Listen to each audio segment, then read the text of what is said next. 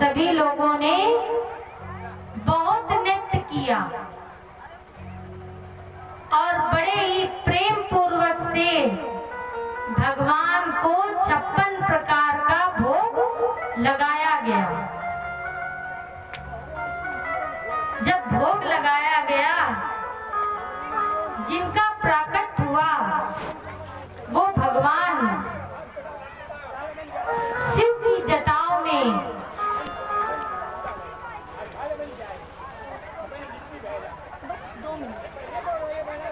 अटवी में, जंगल में, गंगा में ऐसे नाम से विभूषित है कि अपनी समस्त बड़ी नदियों को, छोटी बड़ी नदियों को मिला करके अपना जैसा बना लेते हैं।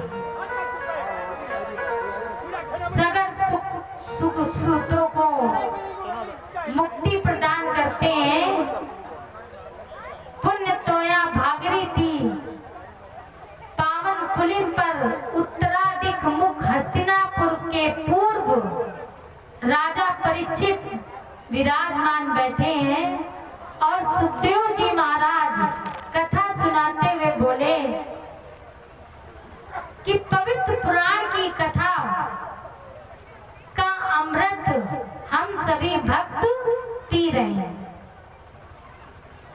जब देव ऋषि नारद ने जाकर के इंद्र को बताया कि तुम्हारी पूजा बंद करवा दी है, एक ग्वाले ने तुम्हारी पूजा बंद करा दी,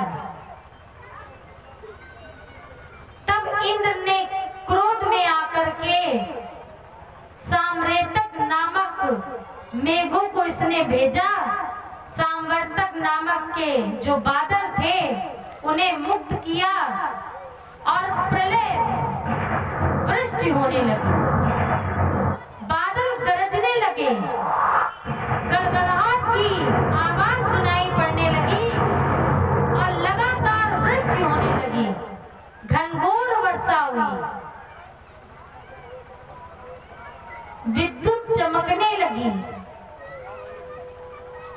प्रलय का दृश्य था। ब्रजवासी सब भगवान के पास पहुंचे और सब ने कन्हैया से कहा कि हमने कहा था कि इंद्र की पूजा कराओ, लेकिन तुमने प्रकृति की पूजा कराई, इस कारण से इंद्र क्रोधित हो गया है।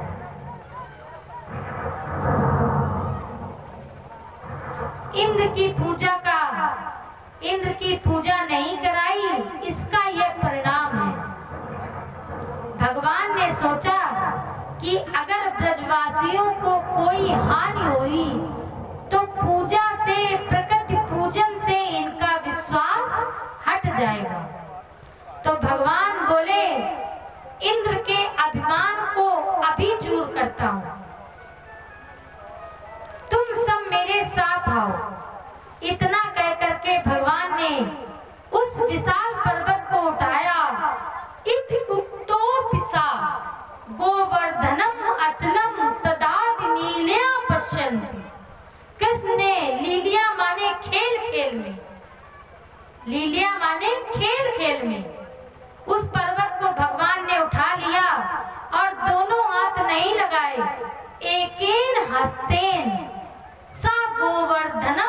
अचला।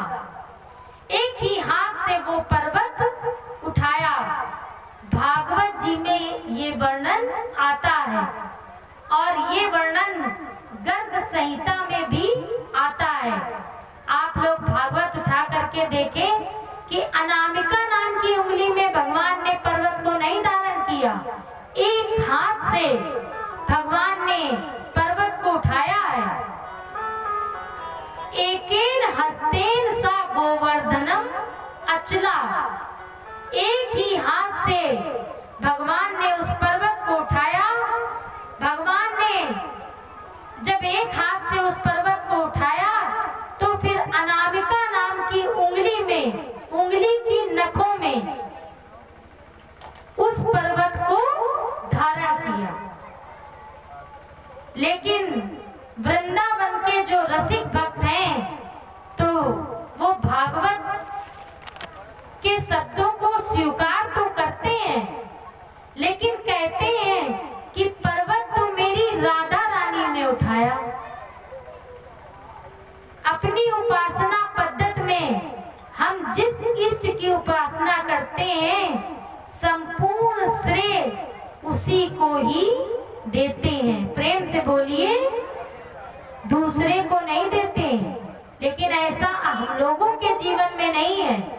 हम लोग अच्छा काम करेंगे, मान लीजिए बच्चा हमारा फर्स्ट डिवीजन पास हो गया तो हम लोग कहेंगे बहुत मेहनत की थी बच्चे ने, मेरे रात भर पढ़ता था तब कहीं जा करके फर्स्ट डिवीजन आया। और मान लो धोखे से सेकंड डिवीजन आ गई तो कहते हैं कि मेहनत तो बहुत की लेकिन भगवान की इच्छा ही नहीं थी।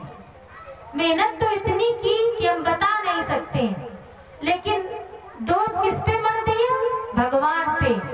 तो हमें एक शिक्षा लेनी चाहिए कि पुण्य के काम हमें भगवान को ही समर्पित करने चाहिए और जो हमसे बुरे काम हो जाए वो अपने खाते में डालना चाहिए।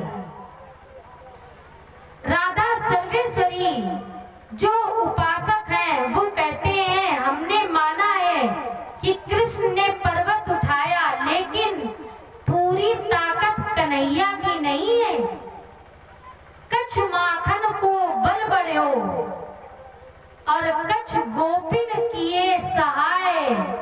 राधा जी की कृपा से गिरवर लीन उठाए।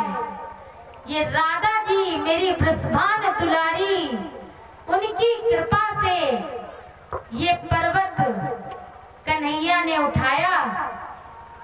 मेरी राजा राजेश्वरी रास रासेश्वरी राधा जी की कृपा से गोविंद ने आज इस पर्वत को धारण किया। परीक्षित जी 7 दिन लगातार वर्षा होती रही। इंद्र के मेघों के पास जब जल नहीं रहा तो मेघ पुनः वापस हुए। तब इंद्र भगवान की शरण में आया और इसने भगवान की स्तुति की, वंदना की और इसके बाद ये वापस गया। भगवान बोले मेरे लीला अवतारों में मेरे चरित्रों पर कभी भी संदेह नहीं करना चाहिए। इंद्र का मान भगवान ने भंग करके भगवान ने गोवर्धन गिरिराज जी की पूजा की और जब जल निकल गया, रास्ते खुल गए तो ये गोपी ग्वाल गौवे बछड़े सब अपने अपने घर को वापस चले गए। तो आइए हम लोग भी आरती करें और आज की कथा इसी स्थल पर विराम दें। और कल के प्रसंगों को आप लोगों ने सुन ही लिया है कि कल महाराज की कथा होगी सबसे पहले। तो सभी लोग ठीक 2 बजे उपस्थित हो जाएं, क्योंकि ठीक 2 बजे हम मंच पर बैठ जाएंगे और 4 बजे तक अब जैसा चल रहा था पहले वैसे ही कल से चलेगा। और 4 बजे